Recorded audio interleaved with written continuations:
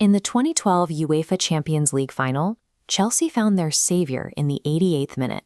Didier Drogba delivered a towering equalizer and followed it up by burying the winning penalty in the shootout. This wasn't a fluke of luck, it was a statistical anomaly. Over the course of his career, Drogba scored 10 goals in 10 separate cup finals. He finished with 104 Premier League goals, and Chelsea fans eventually voted him the greatest player in the history of the club. On paper, his career looks like a perfectly calibrated machine of success, but his actual ascent was fueled by a level of volatility that often threatened to boil over. That same intensity often had a dark side. In the 2008 Champions League final, his night ended in a red card for slapping Nemanja Vidic in front of the referee.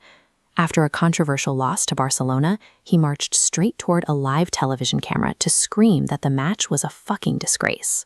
Frank Lampard described his teammates' pre-game preparation as animalistic, noting that the look in his eyes before he took the pitch was often terrifying. This creates a central paradox. How did a man defined by such explosive, often uncontrollable sporting rage become the unifying voice that managed to stop a civil war? Unlike most world-class strikers, Drogba never attended a youth academy. He only began daily professional training as an adult. At 21, while playing for Le Mans, he struggled to cope with the physical demands of League Two. It took him 4 years just to train himself to be capable of playing every week.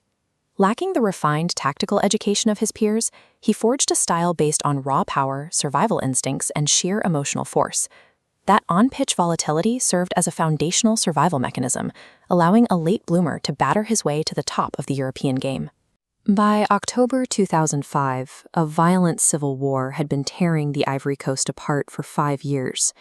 Yet, in the middle of this national trauma, a national team composed of players from both warring factions secured their country's first ever qualification for the World Cup. Drogba dropped to his knees in the locker room, invited the TV cameras in, and made an impassioned speech to the nation, pleading for both sides to put down their weapons.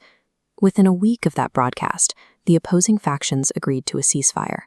The same emotional intensity that defined his playing style became a tool for national unity, convincing warring factions to listen to a message of peace.